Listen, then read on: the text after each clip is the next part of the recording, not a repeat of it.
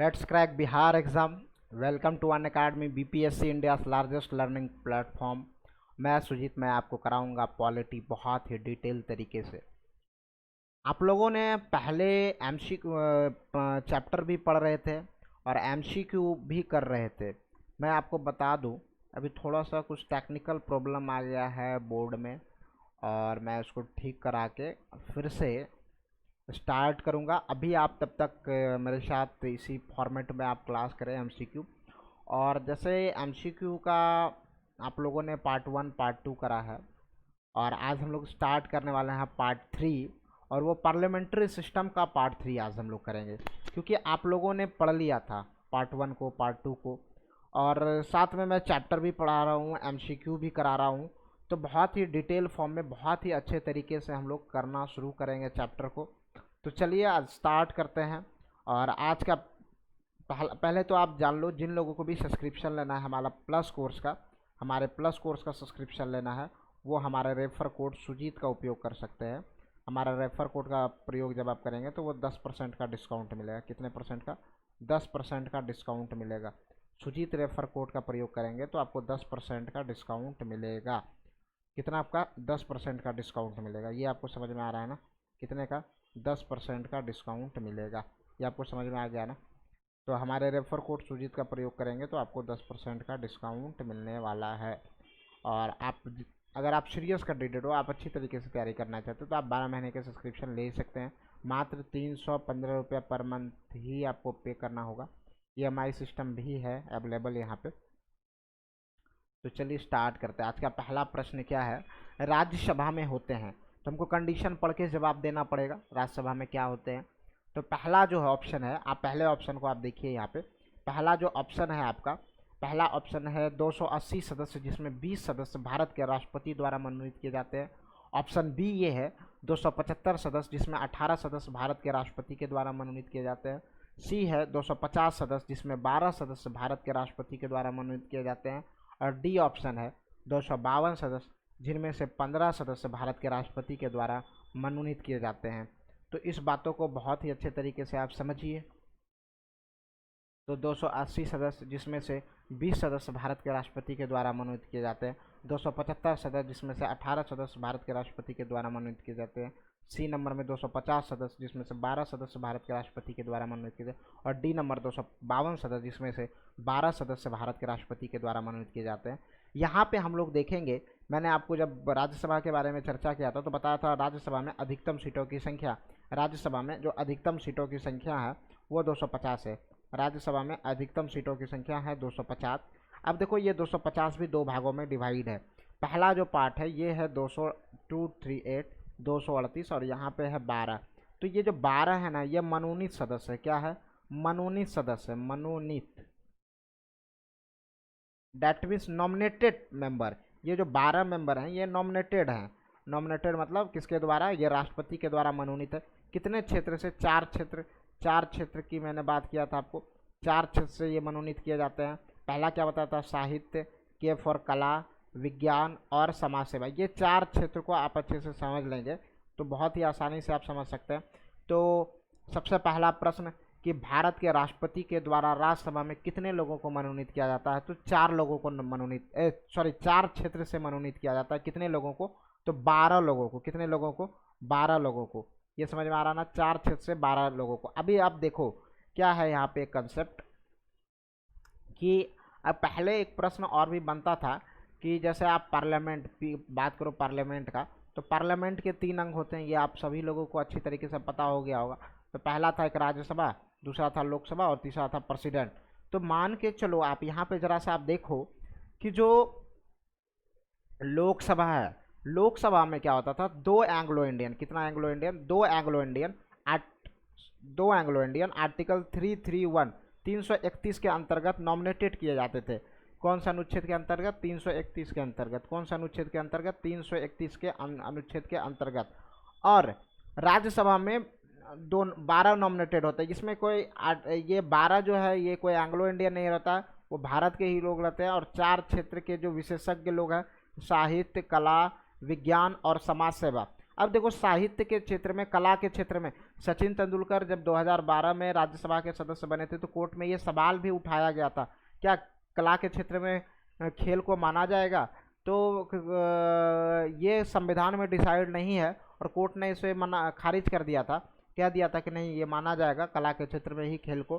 तो जैसे आप देखते रहोगे नवजोत सिंह सिद्धू को, ठीक है, मैरी कॉम को, तो ये सब राज्यसभा गए हैं तो इन्हीं के द्वारा मनोनीत होकर, तो राज्यसभा में मनोनीत की अभी वर्तमान समय में, अभी आप देख लो यहाँ पे डाटा, अभी तो 250 का ऐसा कंसेप्ट है, अगर 250 होगा अधिकतम सीटों की संख्या तब 238 आएंगे कहाँ से, राज्य से, और 12 आएंगे नॉमिनेटेड के द्वारा। लेकिन अभी कितना आ रहा है, 245 सीटें हैं, तो ये 200 यहाँ से 5 घटा देंगे तो 233 ही अभी राज्य से आ रहे हैं और प्लस 12 ये आ रहे हैं, तो अभी वर्तमान समय में 245 सीटें हैं राज्यसभा में। वर्तमान समय में कितना है, 245 है, लेकिन अधिकतम पूछेगा तो 250, अधिकतम पूछेगा तो 250, वर्तमान में 245 है।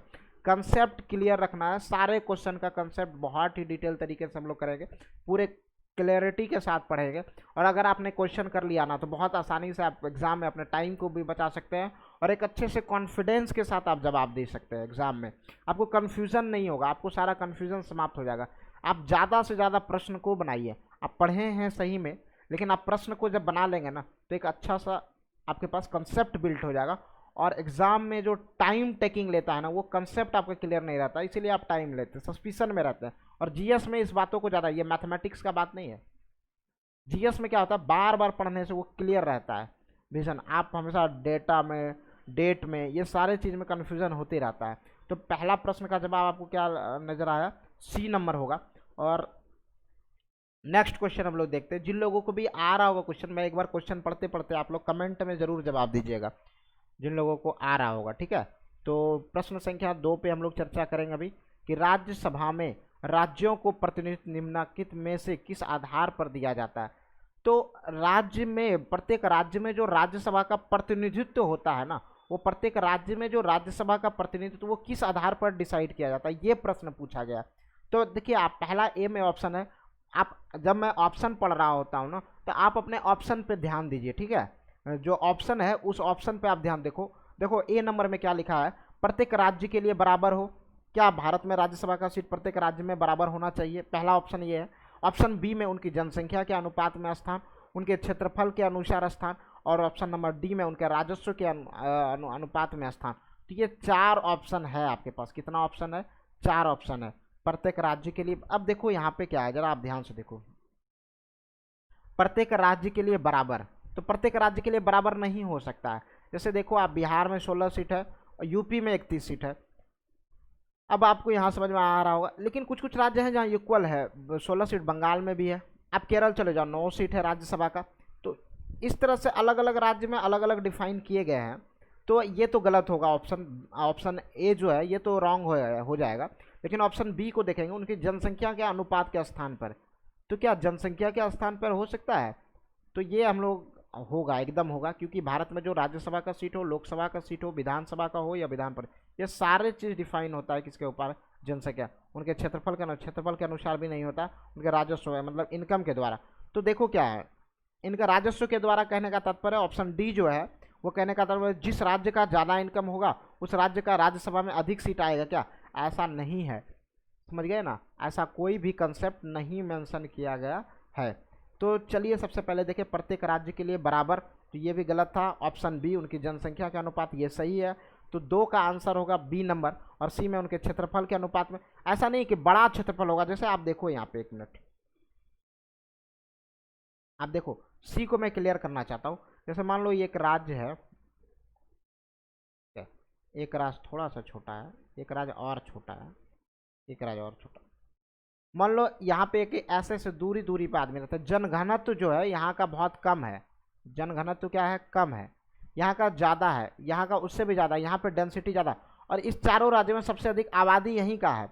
तो सबसे ज़्यादा जो लोकसभा का सीट होगा, प्लस राज्यसभा का सीट होगा, प्लस विधानसभा का सीट होगा, प्लस विधान परिषद का सीट होगा, ये सारे सीटें जो हैं, ये सारा जो सीट है, ये चारों का सीट, यह हमेशा सबसे ज़्यादा यहीं पे होगा, क्योंकि इसकी आबादी जो है सबसे ज़्यादा इसी राज्य में। क्षेत्रफल के अनुसार भारत में प्रतिनिधियों की संख्या डिफाइन नहीं किया गया। ये सब राज्य की ज़्यादा प्रतिनिधि, अगर आबादी होता तो हो सकता था, लेकिन आप देख रहे हैं ये सब राज्य में आबादी उतना नहीं है, सबसे ज़्यादा आबादी वाला राज्य यही है। तो इस कंडीशन में हम कहेंगे, जैसे आप यूपी को देख रहे हो, भारत में उत्तर प्रदेश क्या क्षेत्रफल में सबसे बड़ा राज्य है? नहीं, क्षेत्रफल में उत्तर प्रदेश भारत का सबसे बड़ा राज्य नहीं है। लेकिन अगर हम बात करें प्रतिनिधियों की संख्या में, प्रतिनिधियों की संख्या की बात करें तो सबसे अधिक प्रतिनिधियों की जो संख्या है, सबसे अधिक प्रतिनिधियों की जो संख्या है वो सबसे अधिक कहाँ है? आपका उत्तर प्रदेश में। चाहे वह लोकसभा का क्यों ना प्रतिनिधियों की संख्या हो, राज्यसभा का क्यों नहीं हो, विधानसभा का क्यों नहीं हो, विधान परिषद का क्यों नहीं हो, तो आप समझ रहे होंगे किसी भी चीज़ का सीट हो वो सबसे अधिक कहाँ है? उत्तर प्रदेश में। नहीं तो आप जाके देख लेना, लोकसभा में भी सबसे अधिक भारत में, क्योंकि सबसे अधिक आबादी लगभग 20 करोड़ आबादी उत्तर प्रदेश का है। तो सबसे अधिक आबादी किस राज्य का? उत्तर प्रदेश। तो इसका आंसर क्या होगा? B number. तो 2 का आंसर बी नंबर आप लोग टिक करेंगे। बहुत ही डिटेल फॉर्म में मैं आपको समझा रहा हूँ, बहुत ही अच्छे तरीके से। ये ऑब्जेक्टिव जब मेरा जो कराने का पैटर्न है, इससे आपको बहुत ही डिटेल नॉलेज भी मिलेगा और बहुत ही अच्छे तरीके से होगा भी। तो चलिए आगे के प्रश्न को हम लोग देखते हैं। नेक्स्ट प्रश्न क्या है? राज्यसभा का सदस्य चुने जाते हैं, तो राज्यसभा का सदस्य चुने जाते हैं। ऑप्शन ए राज्य के विधानसभाओं के द्वारा, ऑप्शन बी राज्य की विधान परिषद के द्वारा, ऑप्शन सी राज्य के विधानसभा विधान परिषद के द्वारा, ऑप्शन डी नगर पालिका के सदस्य एवं ग्राम पंचायतों सदस्य के द्वारा। तो इसको जरा हम लोग देखेंगे। देखो जरा यहाँ पे जरा समझना इसको, क्या मैं समझाना चाह रहा हूँ। ये है पार्लियामेंट। पूरे पॉलिटी को समझने के लिए पार्लियामेंट बहुत ही इंपॉर्टेंट है, तभी आप किसी चीज़ को समझ सकते हो। अगर ये पार्लियामेंट समझ में नहीं आया ना, कोई भी टॉपिक समझ में नहीं आएगा सही से। कोई भी टॉपिक आपको सही से समझ में नहीं आएगा अगर ये पार्लियामेंट आपको समझ में नहीं आया तो। चला देखो, अब देखो यहाँ पे क्या है, क्या मैं बताने वाला हूँ। देखो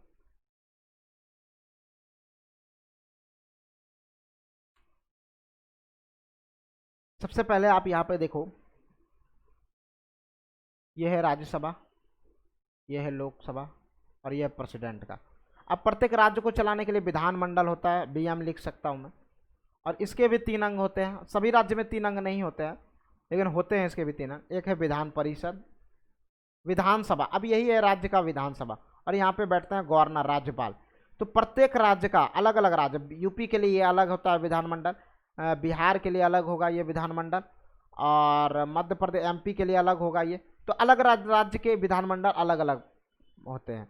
तो देखो प्रत्येक राज्य के विधानसभा से चुनकर यहाँ राज्यसभा में सदस्य भेजे जाते हैं। आप देखो कहाँ से तीर चल रही है, ये तीर कहाँ से चल रहा है? विधानसभा से। कहाँ जा रहा है? राज्यसभा में। तो आप समझ गए होंगे कि विधानसभा से सदस्य चुनकर जाते हैं कहाँ पे?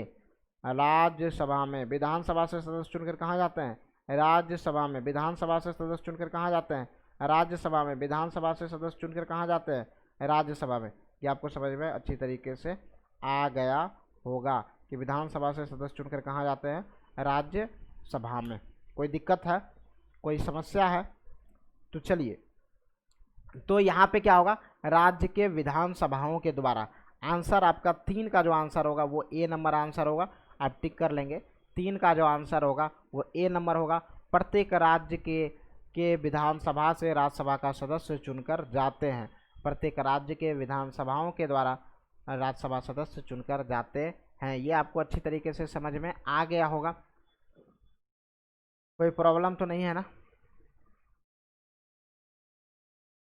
चलो देखते हैं आगे। नेक्स्ट प्रश्न, राज्यसभा के सदस्य का कार्यकाल कितने दिनों का होता है? ये बहुत ही इंपॉर्टेंट प्रश्न है। राज्यसभा सदस्य का कार्यकाल कितने दिनों का होता है? देखो जरा, क्या 3 वर्ष होता है, 5 वर्ष होता है, या 6 वर्ष होता है, या 2 वर्ष होता है? तो राज्यसभा सदस्य का कार्यकाल होता है 6 वर्षों का। कितने दिनों का? 6 वर्ष का राज्यसभा सदस्य का कार्यकाल होता है 6 वर्ष का, क्योंकि ये एक अस्थायी सदन है और प्रत्येक 2 वर्ष में 1/3 भाग, 1/1 भाग का कार्यकाल पूरा होते रहता है। देखो अभी मैं बता रहा हूं, 13 मई, ये बहुत इंपॉर्टेंट क्वेश्चन है। 13 मई 1952 को राज्यसभा की पहली बैठक हुआ था। अब बताओ, पहला बैठक हुआ, सारे राज्य से राज्यसभा का सदस्य आए और चुनाव स्टार्ट हुआ, सदन की कार्यवाही शुरू। अब ये सबका रिटायर का कब होगा? सभी लोग को लगता है ये कब होंगे? 1958 में, क्योंकि इनका कार्यकाल कितने दिन का होता है?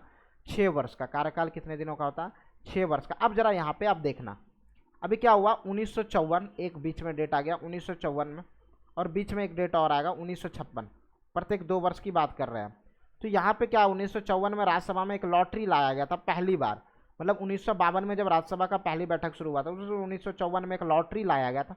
लॉटरी में जिन लोगों का भी नाम आया उनको रिटायर कर दिया गया, हटा दिया गया, राज्यसभा की सदस्यता को समाप्त कर दिया गया। फिर 1956 में लॉटरी लाया गया, फिर कब लाया गया? 1956 में लाया गया, उस समय भी सदस्यता को समाप्त कर दिया गया। समझ में आया? 1956 में भी सदस्यता को समाप्त कर दिया गया, सदस्यता को समाप्त कर दिया गया। वो कब किया गया? 1956 में। कब किया गया? 1956 में। तो ये बात आपको अच्छी तरीके से समझ में आ गया होगा। तो फिर 1958 में तो बाकी लोगों का कार्यकाल पूरा हो ही गया होगा, और फिर इस टाइम में जो अलग अलग समय में चुने, फिर यही क्रम अभी तक चलते जा रहा है। तो राज्यसभा का सदस्य का कार्यकाल 6 वर्ष के लिए, कितने दिन के लिए होता है? 6 वर्ष के लिए। ये आपको समझ में अच्छी तरीके से आ गया होगा। ठीक है, कोई समस्या, कोई प्रॉब्लम? तो 4 का आंसर सी नंबर होगा। 4 का आंसर क्या होगा? सी नंबर 4 का आंसर होगा। 4 का आंसर आपको समझ में आ गया होगा, सी नंबर होगा। आगे हम लोग चलते हैं नेक्स्ट प्रश्न के ऊपर। राज्यसभा के संदर्भ में निम्नलिखित में से कौन सा कथन सही है? इसके संदर्भ में कौन सा कथन सही है? तो ऑप्शन ए को मैं पढ़ रहा हूँ। ऑप्शन ए में है, इसके 1/3 सदस्य प्रत्येक 2 वर्ष के में अवकाश प्राप्त करते हैं। मतलब प्रत्येक 2 वर्ष में ना अवकाश प्राप्त करते हैं, प्रत्येक 2 वर्ष में रिटायर होते हैं। कितना सदस्य? इसके 1/3 सदस्य। कितने सदस्य? इसके 1/3 सदस्य। दूसरा है, इसके आधे सदस्य प्रत्येक 2 वर्ष में अवकाश प्राप्त करते हैं। ऑप्शन सी है, इसके आधे सदस्य प्रति 3 वर्ष में अवकाश प्राप्त करते हैं। इसके 1/3 सदस्य प्रति 3 वर्ष में अवकाश प्राप्त करते हैं। तो इसका जो आंसर होने वाला, अभी मैं जस्ट चर्चा किया था, ये आंसर होगा ए नंबर। तो 5 का आंसर आपका होगा ए नंबर। और इसमें क्या बताया मैंने, अभी जस्ट बताया था 1/3 मेंबर। अगर सदन में 90 लोग हैं तो इसका 1/3 कितना होगा? तो 30 लोग होंगे। तो 30 लोग, ये 30 लोगों का जो कार्यकाल है, ये 30 लोगों का जो कार्यकाल है, ये 30 लोग ये 30 लोग जो है प्रत्येक 2 वर्ष में, कितने दिन में? प्रत्येक 2 वर्ष में पदमुक्त हो जाएंगे। कितने दिन में? प्रत्येक 2 वर्ष में पदमुक्त हो जाएंगे। तो ये आपको समझ में आ रहा होगा। तो कुल आबादी का 1/3, कुल आबादी का 1/3 प्रत्येक 2 वर्ष में। कितने वर्ष में? प्रत्येक 2 वर्ष में। तो आपको समझ में आ गया होगा, 5 का आंसर होगा ए नंबर। चलते हैं नेक्स्ट प्रश्न पर। राज्यसभा को अस्थायी सदन कहते हैं क्योंकि? ये प्रश्न बहुत ही इंपॉर्टेंट है, जल्दी से जवाब दीजिए आप लोग कमेंट में। राज्यसभा को अस्थायी सदन कहते हैं क्योंकि? क्यों कहते हैं अस्थायी सदन? बताओ क्यों कहते हैं अस्थायी सदन? तो पहला ऑप्शन है, ऑप्शन ए, सभी सदस्य आजीवन सदस्य होते हैं। ऑप्शन बी है, इसे विघटित नहीं किया जा सकता है। ऑप्शन सी है, कुछ सदस्य प्रत्येक 2 वर्ष में अवकाश ग्रहण करते हैं। ऑप्शन डी में है, क्या लिखा हुआ है, बी एवं सी दोनों ही सही है। तो आप देखेंगे सभी सदस्य आजीवन सदस्य तो नहीं होते हैं राज्यसभा का, क्योंकि इनका कार्यकाल ही 6 वर्षों का होता है। तो ये तो गलत होगा, इसे विघटित नहीं किया जा सकता। ये बात तो सही है, कुछ सदस्य प्रत्येक 2 वर्ष में अवकाश ग्रहण कर, इसका रीज़न नहीं हो सकता। ये कोई रीज़न नहीं है, ये कोई रीज़न नहीं है। ये बात सही है, लेकिन ये अस्थायी सदन होने के लिए कोई रीज़न नहीं है। समझ में आ रहा कि कुछ सदस्य प्रत्येक 2 वर्ष में अवकाश ग्रहण करते हैं, इसीलिए राज्यसभा अस्थायी सदन, ये रीज़न नहीं। रीज़न जो है वो एग्जैक्ट रीज़न है, वो है बी नंबर। और हमारा जो आंसर यहाँ पे होने वाला यही बी नंबर होगा। इसे विघटित नहीं किया जा सकता है, किसी भी परिस्थिति में डिसॉल्व नहीं किया जा सकता है। किसको? राज्यसभा को। बहुत बार ऐसा प्रश्न आपसे पूछा जाएगा, राज्यसभा को भंग किया जा सकता है आपातकाल के समय? तो आप सीधा सा एक बात समझ लीजिए, राज्यसभा को भंग ही नहीं कर सकते हैं, चाहे कोई भी रीज़न हो। किसी भी रीज़न के आधार पर राज्यसभा को भंग नहीं कर सकते हैं। ये आपको अच्छी तरीके से समझ में आ गया होगा। तो 6 का आंसर होगा बी नंबर, इसे विघटित नहीं किया जा सकता है। 6 का आंसर क्या होगा? बी नंबर, इसे विघटित नहीं किया जा सकता है। चलते हैं हम लोग प्रश्न संख्या 7 में। अब ये प्रश्न संख्या 7 क्या है, जरा जल्दी से पढ़िए आप लोग। राज्यसभा को भंग करने का अधिकार किसके पास प्राप्त है? राज्यसभा को कौन भंग कर सकता है? बताइए आप। क्या राष्ट्रपति भंग कर सकता है? सर्वोच्च न्यायालय भंग कर सकता है? उपराष्ट्रपति कर सकता है? या उपयुक्त में से कोई नहीं? तो बताया राज्यसभा भंग ही नहीं हो सकता। ना उपराष्ट्रपति कर सकते हैं भंग, ना राष्ट्रपति, और ना सर्वोच्च न्यायालय के न्यायाधीश। तो उपयुक्त में से कोई नहीं। आंसर क्या होगा? डी नंबर, 7 का आंसर क्या होगा? डी नंबर होगा। डी नंबर किसका? 7 का। उपयुक्त में से कोई नहीं। बताया राज्यसभा भंग ही नहीं हो सकता तो कोई भंग कैसे करेगा? तो आंसर क्या होगा? D number. ये आपको समझ में अच्छी तरीके से आ गया होगा। नेक्स्ट प्रश्न को देखते हैं। प्रश्न संख्या 8 को पढ़िए आप लोग और जवाब दीजिए क्या लिखा हुआ है। प्रश्न संख्या 8 में क्या है? राज्यसभा से संबंधित निम्नलिखित कथनों में से कौन सा एक सही है? जो कथन है उनमें से कौन सा एक सही कथन है? ठीक है, तो चलिए देखते हैं। सबसे पहला जो है वो ए नंबर है, राज्यसभा विघटन नहीं किया जा सकता है। राज्यसभा का विघटन नहीं किया जा सकता है। ये बात तो एकदम राइट है, राज्यसभा का विघटन नहीं किया जा सकता, एकदम राइट बात है। इसके सदस्य राज्य में प्रदेशिका निर्वाचन क्षेत्र के प्रत्येक निर्वाचन द्वारा चुने जाते हैं। ऐसा नहीं है, गलत होगा। राज्यसभा यथाशीघ्र अपने किसी सदस्य को अपने सभापति चुन सकते हैं, नहीं, क्योंकि राज्यसभा का सदस्य कौन होते हैं? उपराष्ट्रपति। कौन होते हैं? उपराष्ट्रपति। सॉरी, यहाँ पे थोड़ा देखो, थोड़ा मुझे पैड पे लिखने में आज पहला दिन है, थोड़ा सा तो दिक्कत होगा ही, तो आप लोग समझ लेना। राइटिंग तो ऐसे भी मेरा खराब है और पैड पे तो और भी खराब हो रहा है। तो उपराष्ट्रपति, उपराष्ट्रपति।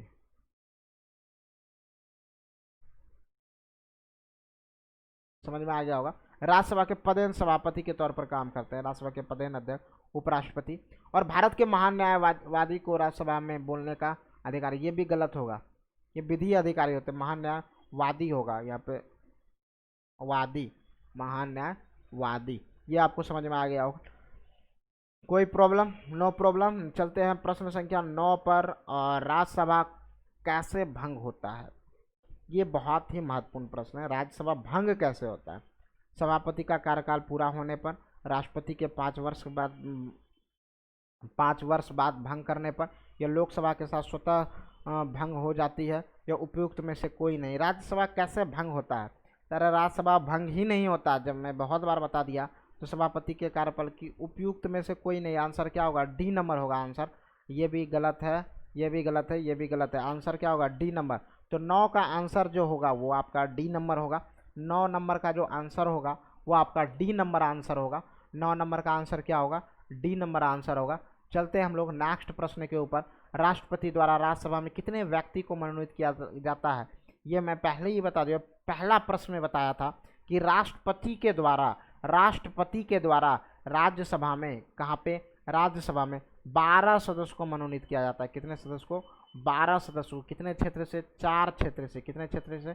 4। साहित्य, कला, विज्ञान और समाज सेवा।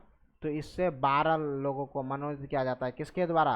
राष्ट्रपति के द्वारा। कितने क्षेत्र से? 4 क्षेत्र से। कितने क्षेत्र से? 4। तो याद रख लीजिएगा, साहित्य, कला, विज्ञान और समाज सेवा। तो आंसर क्या होगा? 10 का आंसर क्या होगा? C number. 10 का आंसर क्या होगा? C number. 10 का आंसर क्या होगा? सी नंबर होगा आंसर। किसका होगा? 10 का। 10 का आंसर क्या होगा? C number. चलते हैं आगे। प्रथम अभिनेत्री, पहले हीरोइन जो राज्यसभा के लिए नामांकित की गई है, तो आपको पता ही होगा, जल्दी से बताइए। जयललिता क्या ये हीरोइन थी? वैजंती माला, देविका रानी, नरगिस दत्त। तो ऑप्शन ए है जयललिता, बी है नरगिस दत्त, और सी है वैजंती माला, और डी है देविका रानी। तो जल्दी से आप बताइए क्या आंसर होने वाला। प्रथम अभिनेत्री जो राज्यसभा के लिए नामांकित की गई है वो अभिनेत्री है नरगिस दत्त। क्या है वो अभिनेत्री? नरगिस दत्त। क्या है वो अभिनेत्री? नरगिस दत्त। वो अभिनेत्री is nominated for Rajya Sabha member Nargis Dutt, she is nominated. ठीक है, तो ये आप समझ जाइएगा अच्छी तरीके से। चले आगे, बढ़ते चले हम लोग प्रश्न की श्रृंखलाओं को लेकर। और इसका आंसर 11 का जो आंसर होगा वो बी नंबर होगा। चलिए आगे हम लोग चलते हैं। ये 12 नंबर प्रश्न को छोड़ दीजिए क्योंकि इसमें कुछ समस्या है और वो समस्या आपको नहीं बताऊंगा। समस्या ये है कि बहुत बड़ा प्रश्न है और आपको स्क्रीन पे पूरा दिखेगा भी नहीं, ठीक है, वो कट जाएगा। तो अभी यहाँ पे चलो देखते हैं ये प्रश्न 13, प्रश्न संख्या 13 पे आप जल्दी से जवाब दीजिए। प्रश्न संख्या 13 में क्या होने वाला है? तो भारतीय संविधान का कौन सा अनुच्छेद संसद को राज्य सूची के विषय में कानून बनाने के लिए शक्ति प्रदान करती है? भारतीय संविधान का कौन सा अनुच्छेद संसद को राज्य सूची के विषय में पर कानून बनाने के लिए शक्ति प्रदान? भक्ति लिखा गया, यहाँ पे शक्ति कर लेना भाई लोग। यहाँ पे जो है ना आप लोग शक्ति कर लेना, ये जो शक्ति है यहाँ पे शक्तिमान कर लेना, ठीक है। तो देखो, एक है अनुच्छेद ऑप्शन ए में 115, और जो लोग भी पढ़े होंगे उनको उनका तो जवाब आ ही जाएगा तुरंत, मुझे पता है। लेकिन जो लोग नहीं पढ़े हैं उनका आवाज़ आने में, जवाब आने में थोड़ा समस्या होगा। आवाज़ तो मेरी आ रही है ना सब लोगों को? चलो आगे देखते हैं। बी में है अनुच्छेद 117, सी में है 240, डी में है 249। तो देखो ये इसको उठाते हैं, अभी यही आंसर होगा, डी नंबर होगा। क्या है ना, देखो भारत में 3 तरह का लिस्ट है, संघ सूची, राज्य सूची और समवर्ती सूची। ये आप 3 तरह का लिस्ट देखे होंगे।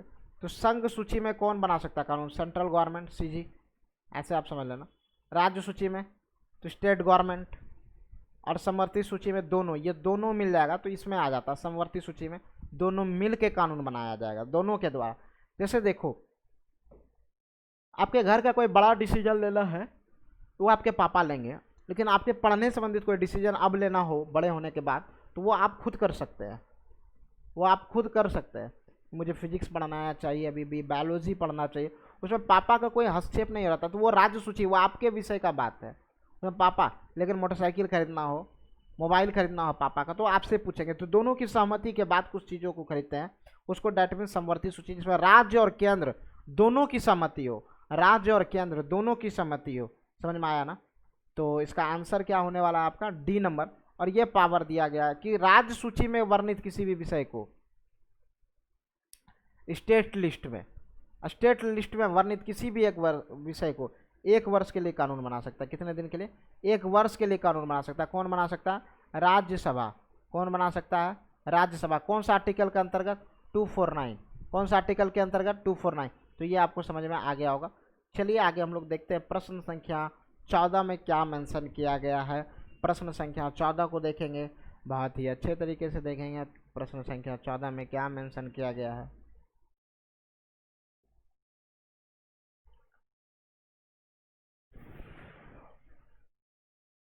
निम्नलिखित में से किसके संबंध में राज्यसभा का अनन्य अधिकार है? एक अधिकार है, और क्या है, किसमें? निम्नलिखित में से किस? तो पहला देखो क्या है यहाँ पे।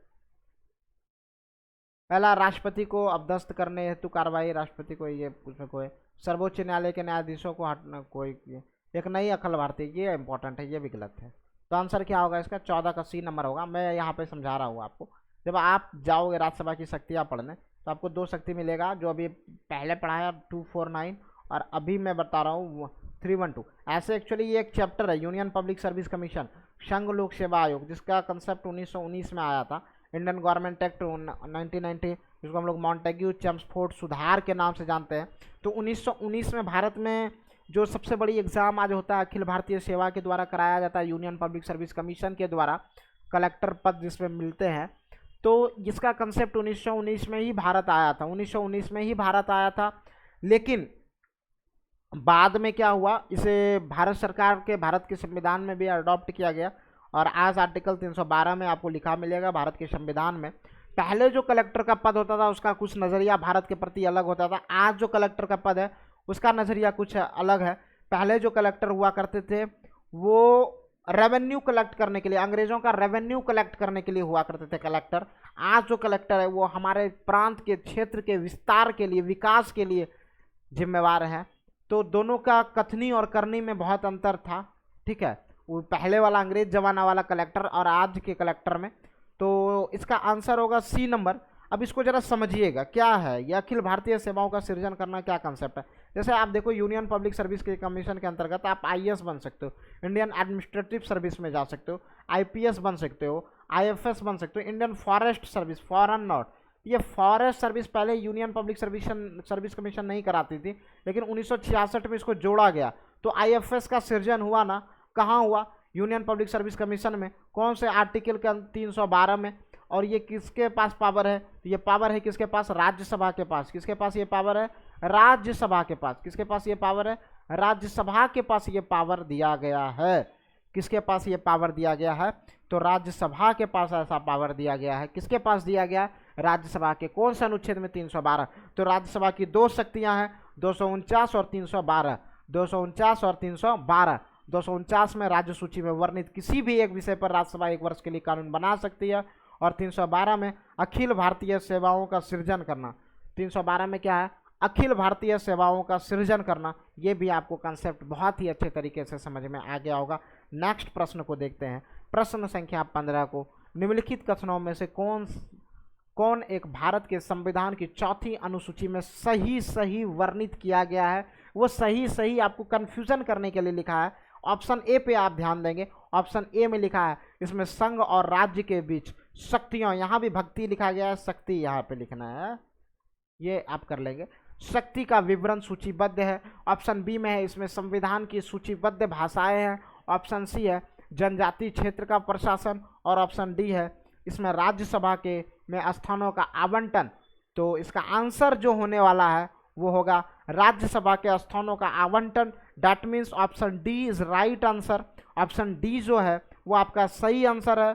तो 15 का आंसर क्या होने वाला है, डी होगा। 15 का ऑप्शन आंसर क्या होगा, डी, कि भारतीय संविधान का जो चौथी अनुसूची है उसमें राज्यसभा के सीटों के आवंटन के बारे में मेंशन किया गया है कि कौन से राज्य से कितने राज्यसभा का सदस्य चुनकर आएंगे, कौन से राज्य से कितने राज्यसभा का सदस्य चुन के आएंगे। ये किस में मेंशन किया गया है, ये ऑप्शन डी में मेंशन किया गया है। ये किस में ऑप्शन ये मेंशन किया गया है, ये ऑप्शन मेंशन डी में किया गया है, अनुच्छेद डी में किया गया है, अनुच्छेद डी में किया गया है।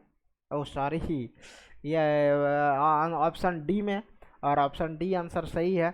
यह अनुसूची 4 में किया गया, किस राज्य से कितने राज्यसभा का सदस्य चुनकर आएंगे, बिहार से कितने आएंगे, बंगाल से कितने आएंगे, उत्तर प्रदेश से कितने आएंगे। ये सारे बातें जो है आपको भारतीय संविधान के जो अनुसूची है, छूटे हुए बात के लिए जो सूची बनाया गया था उसको कहते हैं अनुसूची, और वही अनुसूची में ये मेंशन किया गया है। चलिए अब हम लोग बात करते हैं प्रश्न संख्या 16 की बात करेंगे, बहुत ही अच्छे तरीके से इसको समझेंगे। 16 में क्या मेंशन किया गया, राज्यसभा का अध्यक्ष के बारे में वर्णन किया गया है। किसके बारे में, राज्यसभा के अध्यक्ष के बारे में मेंशन किया गया है। राज्यसभा का अध्यक्ष कौन होगा, किसका कंसेप्ट क्या होगा, इसके बारे में अभी हम यहाँ पे चर्चा किया गया है। तो चलिए देखते हैं। ऑप्शन ए को राष्ट्रपति द्वारा नियुक्त किया जाता है, संसद के द्वारा चयनित किया जाता है, उपराष्ट्रपति पदेन अध्यक्ष होते हैं। और डी नंबर जो ऑप्शन है वो है राज्य परिषद के सदस्य द्वारा चुना जाता है। देखो ये राज्य परिषद पहले राज्यसभा का नाम हुआ करता था, राज्य परिषद, राज्य परिषद पहले राज्यसभा का। तो राज्य परिषद के सदस्य के द्वारा तो नहीं चुना जाता, उपराष्ट्रपति पदेन अध्यक्ष होता है। तो ऑप्शन क्या होगा, सी नंबर ऑप्शन होगा आपका। 16 का आंसर होगा सी नंबर। 16 का जो आंसर होगा वो होगा आपका सी नंबर आंसर होगा। किसका, 16 का। 16 का आंसर क्या होगा, उपराष्ट्रपति। आप भारत में राज्यसभा सभापति के जब आप पढ़ेंगे, जब आप राज्यसभा के बारे में पढ़ेंगे तो राज्यसभा का उल्लेख अनुच्छेद 80 में है। और अनुच्छेद 80 में किसका उल्लेख है, राज्यसभा के बारे में। आर्टिकल 80 में क्या लिखा है, राज्यसभा का मेंशन में का किया गया। और 89 में राज्यसभा के सभापति यही लिखा है कि भारत के जो उपराष्ट्रपति होंगे, क्या होंगे, भारत के उपराष्ट्रपति, भारत के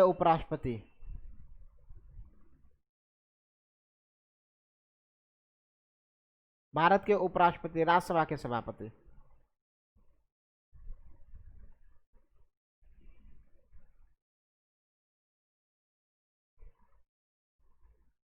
भारत के उपराष्ट्रपति राज्यसभा के सभापति होंगे, भारत के उपराष्ट्रपति राज्यसभा के सभापति होंगे, भारत के उपराष्ट्रपति राज्यसभा के सभापति होंगे, भारत के उपराष्ट्रपति राज्यसभा के सभापति होंगे। ये आपको समझ में आ गया होगा। तो पदेन होते, पदेन का तात्पर्य है ऑटोमेटिक। जैसे आप देखेंगे भारत में जो पहले उपराष्ट्रपति थे वो पहले उपराष्ट्रपति थे डॉक्टर सर्वपल्ली राधाकृष्णन जी, और वही राज्यसभा के पहले सभापति थे ऑटोमेटिक। आज अभी आप देख रहे हो वेंकैया नायडू जी भारत के उपराष्ट्रपति और राज्यसभा के सभापति के तौर पर भी कार्य वही कर रहे हैं। और जिन लोगों को भी हमारा सब्सक्रिप्शन लेना होगा वो हमारा प्लस कोर्स पे जिसका भी subscription, subscribe for the plus 10% off, use code Sujeet, इसका कोड का यूज़ करें। और हमारा ये व्हाट्सअप नंबर है, आप हमसे कांटेक्ट कर सकते हैं किसी भी तरीके की समस्या के लिए। प्लीज़ कांटेक्ट मी, और ये हमारा कांटेक्ट नंबर है, इस पर आप कांटेक्ट कर सकते हो। You can contact me for any query. चलो अब देखते हैं प्रश्न संख्या 17 को देखेंगे। किस सभा का अध्यक्ष उसका सदस्य नहीं होता है, तो ये देखने वाले हैं। किस सभा का अध्यक्ष उसका सदस्य नहीं होता है। तो मैंने बताया कि जब आप बात करेंगे ना लोकसभा का, तो लोकसभा में वहीं से चुना जाता है, विधान परिषद में भी वहीं से चुना जाता है, उसी का मेंबर होगा। लेकिन अगर हम बात करें विधानसभा का भी वहीं से चुना है। राज्यसभा एक ऐसा सदन है उसका सदस्य अध्यक्ष नहीं होते हैं, क्योंकि जो उपराष्ट्रपति है, भारत के उपराष्ट्रपति हैं,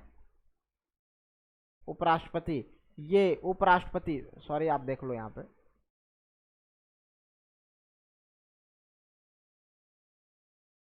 ये राज्यसभा का सदस्य नहीं होता, ये उपराष्ट्रपति ही रहते हैं और ये राज्यसभा के सदस्य।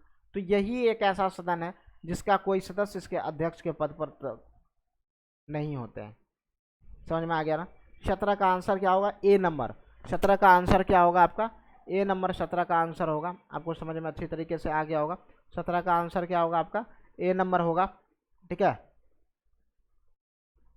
टाइम, अच्छा चलो 18 में देखते हैं। निम्नलिखित में से किस एक सदन का अध्यक्ष एक गैर सदस्य होता है? बस वही वाला बात जो मैंने चर्चा किया प्रश्न संख्या 17 में कि गैर सदस्य। अब बताया मैंने कि लोकसभा में तो उसी का सदस्य होता है, राज्य के विधानसभा में भी उसी का उपयुक्त, और राज्यसभा तो क्या लिखा है? निम्नलिखित में किस एक सदन का अध्यक्ष एक गैर सदस्य होता है? तो बताओ आप लोग, जल्दी से आंसर दो। 18 का आंसर क्या होगा? जल्दी से आप लोग बताइए।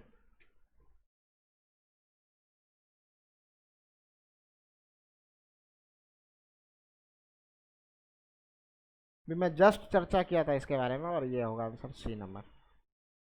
17 में किया था ना प्रश्न संख्या 17 में, तो इतना लेट आप लोग लगाते हैं बहुत सारे बच्चे।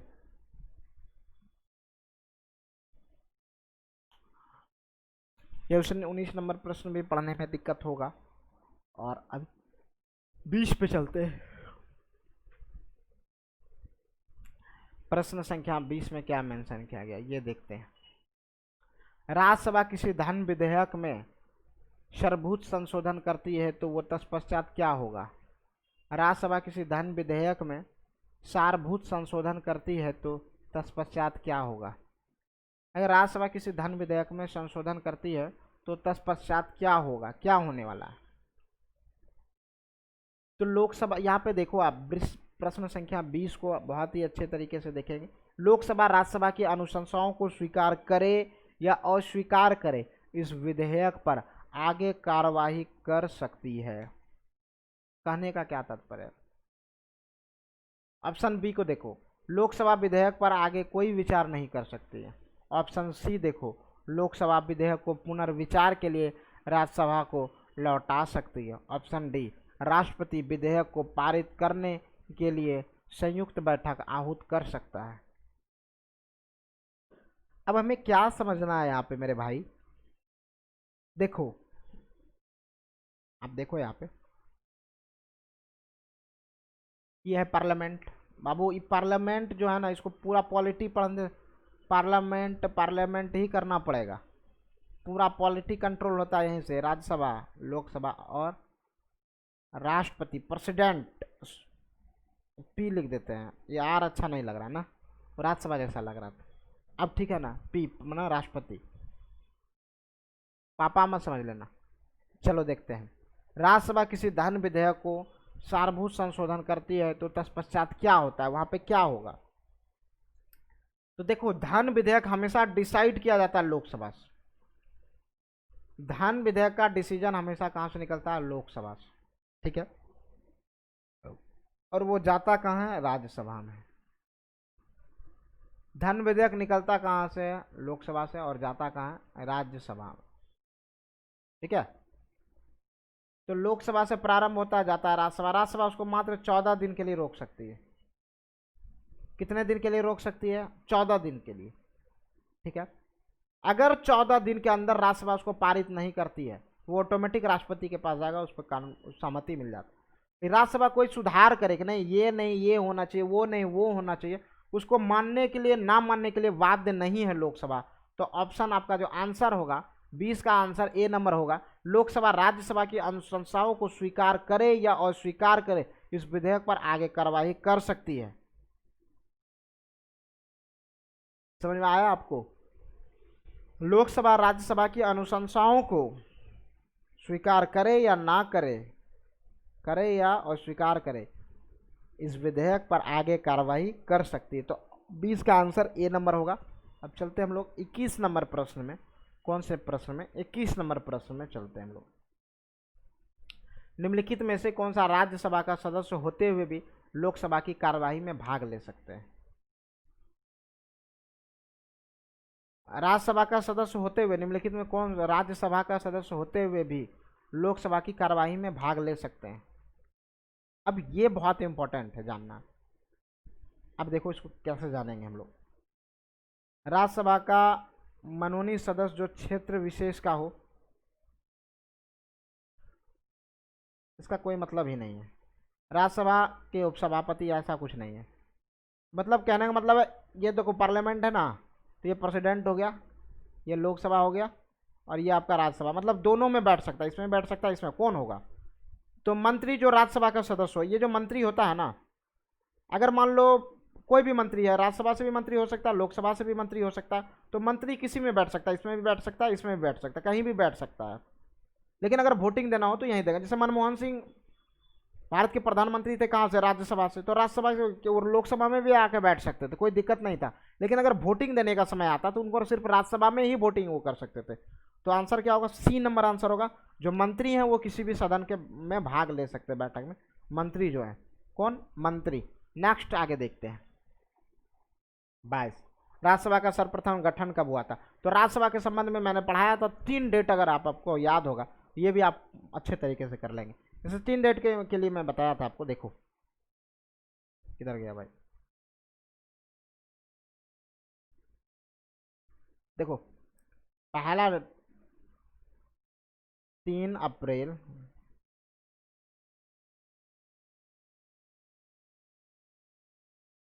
13 मई और 23 अगस्त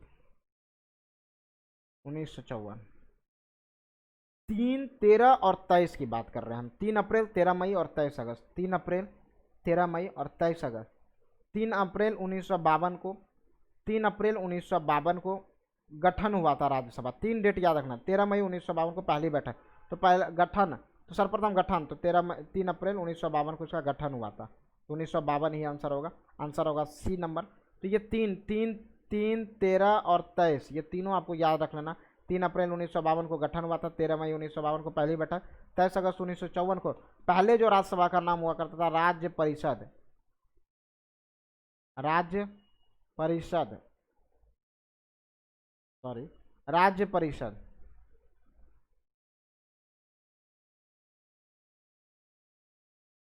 अभी क्या कर दिया गया? राज्यसभा, राज्यसभा। ठीक है, ये आपको अच्छी तरीके से समझ में आ गया होगा।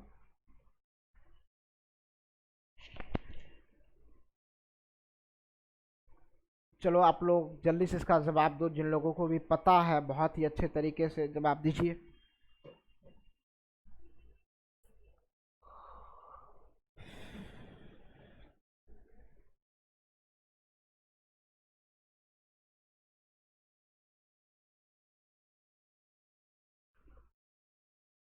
निम्नलिखित में से राज्यसभा के विषय में कौन सा सही है? यह भंग नहीं किया जा सकता, इसका कार्यकाल 5।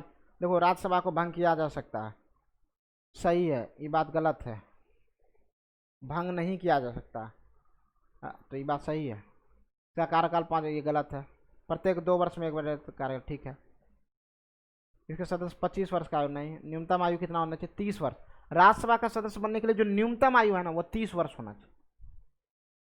तो नीचे दिए गए कूट को सही क्रम में देखें, तो आप यहाँ पे देख सकते हो 1 और 3, ये सही होगा। ठीक है, 1 और 3 ये पूरा सही होगा,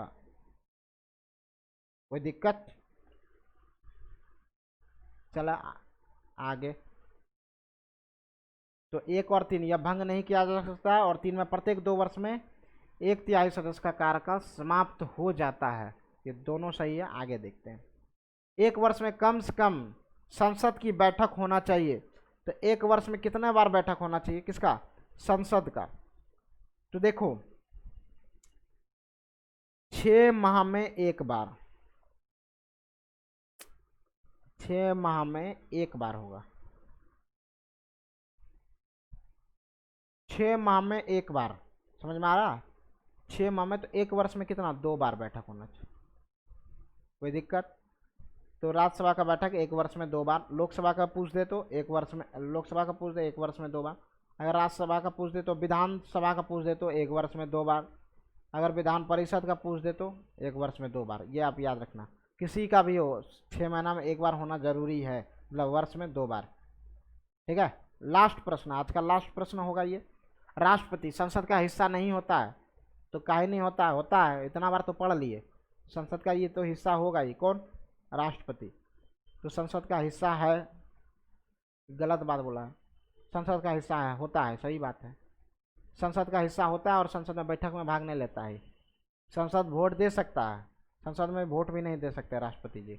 ये सब गलत है, तो आंसर क्या होगा? बी नंबर आंसर होगा। तो 25 का आंसर बी। ठीक है, तो let's crack Bihar exam, crack कीजिए बिहार एग्ज़ाम को। और अगर ज़रूरत पड़े तो लाइक शेयर एंड सब्सक्राइब ज़रूर कर दीजिए। अगर आपको लग रहा है कुछ फ़ायदा हो रहा है तो ज़रूर शेयर ज़रूर कर दीजिए।